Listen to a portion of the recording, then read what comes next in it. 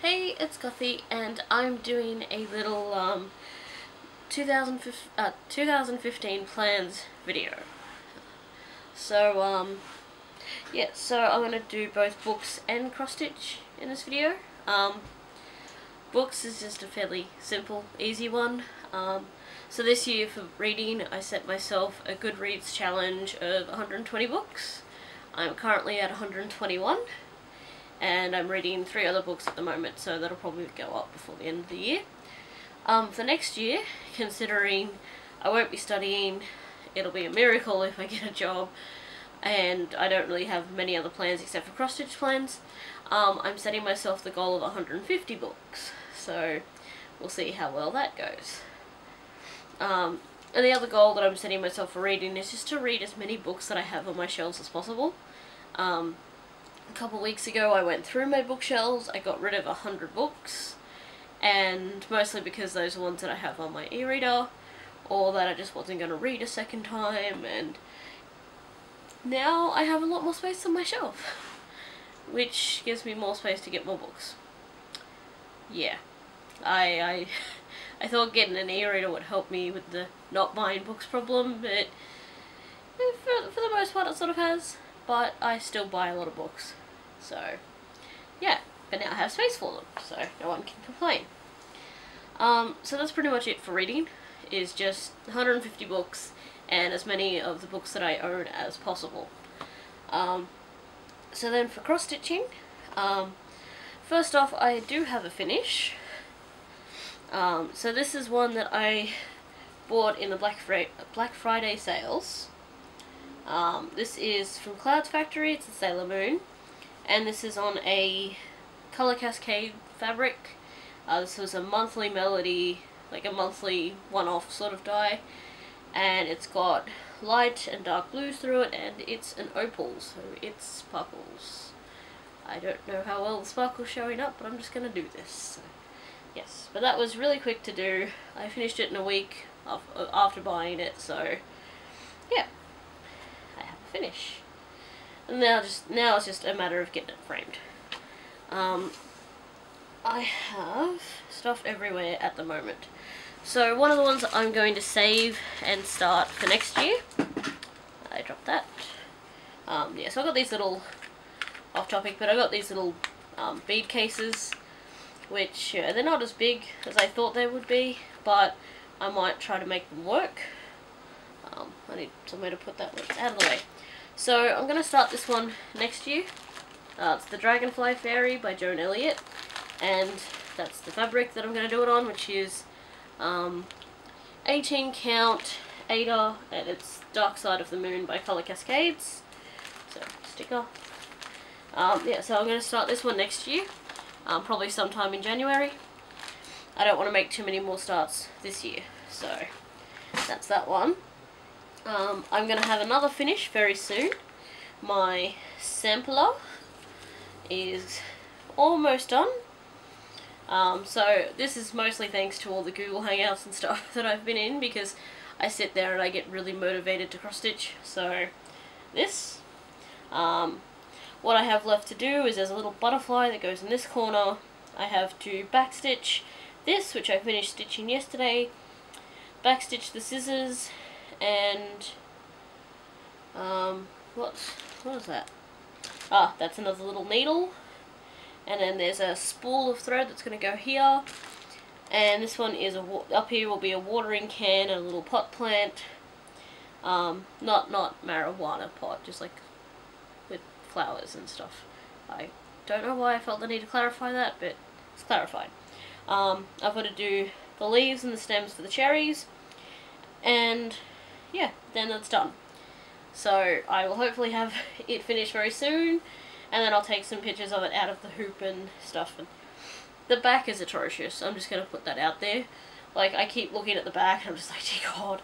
Like, this one has a lot of confetti and a lot of backstitch and stuff, so the back looks pretty bad.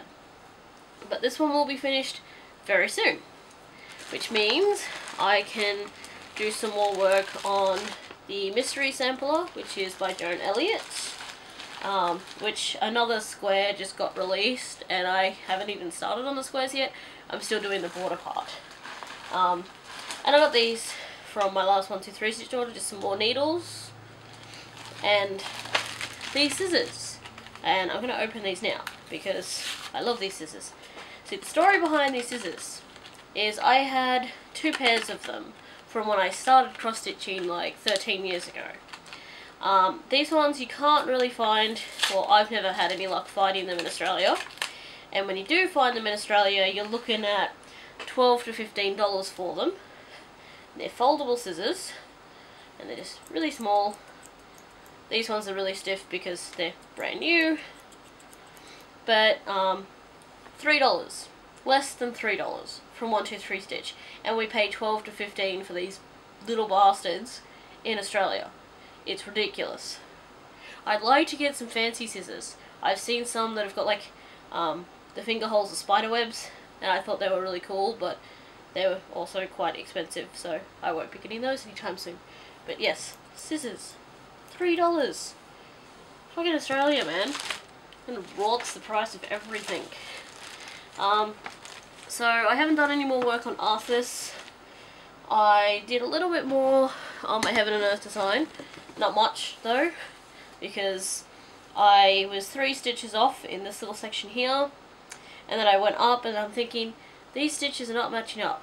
Why are they not matching up? This doesn't make sense. And then I realised I was 3 stitches off down the bottom, where I was sort of going from. So I was like, that means everything else is off by 3 stitches. So I had to unpick it, and then restitch it. So, and then once I did that part, I was just like, I don't want to look at this project for a little while. I want to do something with colour, so I'm going to pick up the sampler. So that's all I've done on my Heaven and Earth so far. And that is Ravenkin by Selena Fennick, and it's the mini, so it's not going to be too big. What else? Okay, so 2015 plans for stitching. Like I said, I'm going to do the Dragonfly Ferry by Joan Elliott. I'll be continuing the Mystery Stitch Along, also by Joan Elliott. I will be doing Arthas, Almost Time by Tilton Crafts, and the Heaven and Earth design that I just showed you. I also have 2 new starts for the year, and the first one is the Mirabilia Stitch Along, which I will be doing Emmy, which is a Nora Corbett, but I've never done a Mirabilia and I've never beaded before, so I wanted something that was going to be not too bead heavy, something that's going to be fairly simple. So this was one of these was the recommendation, the Bewitching Pixies. That's the one I picked. And I didn't want to do a brown fabric. I was going to go for a darker fabric, but ended up getting some overlays, and it turned out that it looked really good on this one. And this is Islands of Avalon by Colour Cascades. This is 18 count. So it is, I don't know how well that's coming up, but there are some really, really light blues to almost whites. So that looks really pretty, and that's going to turn out really nice on there. And put it back in its bag. I have an eyelash in my eye. I have Facebook up on my screen, and Neil Patrick Harris, American Horror Story Freak Show. I am well okay with this. Right, so the other stitch along I'm going to be doing for 2015 is the Frosted Pumpkin Stitchery one. And this is actually my Christmas present from Andrew. He bought me the pattern, the fabric, and he's now ordered the threads. I just got to wait for them to send them out because a couple of them weren't in stock. Well, so this was my gift from Andrew, and this is the fabric I'm going to be doing the stitch along on. The one they recommended was from a UK site. It was going to cost me a fair bit to get a piece, so I was going to go for one that was very close to it. It's like a stormy sort of grey-blue colour, but I decided to go a bit darker, and Andrew agreed. So this is Dark Fantasy? Yeah, Dark Fantasy. This is 18 count. And this is what my sampler my Frosted Pumpkin one is going to be on. So, yes. The Frosted Pumpkin sampler it's book related, so that's why I went for that one over Clouds Factory. Clouds Factory is Zodiac for 2015. I'm not really into Zodiac. So apart from that, this is my stash haul, which is not so much stash as different bits and pieces for projects. So in here I've got a whole bunch of different Mill Hill beads for the Mystery Stitch Along for Joan Elliott, for the Nora Corbett, for the Mirabilia Stitch Along, and also for, I forgot that I had those. I did manage to find a Mirabilia, which is, I got this one for $5. This one's called Christmas Elegance, and this one has like a ton more beads and stuff like that, so I also got Romeo and Juliet by Teresa Wensler for $3, and I've always wanted to do one of her ones. The one I really want to do is the Lady of Shalott, but this one was $3, so I thought I'd grab it. Then I had a look at it and cover this part, but this is all your threads. Now from here down to here and here are the only ones that aren't blended. Actually no, I lie, these ones here are blended too. So what I've now discovered with these patterns is that the reason there are 2 DMC colours listed for each symbol is because you have to use 1 thread of each for all of these. So I don't know if I still want to do this one. I think I might maybe try and swap this with someone for the Lady of Shalott one. Because I mean this is a pretty design, Romeo and Juliet, but I much prefer the Lady of Shalott one, so I might try and do that. Because if I'm going to go to that much effort, I want it to be for something that I really like. So what else do I have in here? I have some more Krennics, again for other projects. I have these floss bags, or reclosable bags, to put the Mill Hill beads in if the little bead storage things don't work out. I'm dropping everything today. So these are going to be used in case these don't work. So yeah, and that's about it.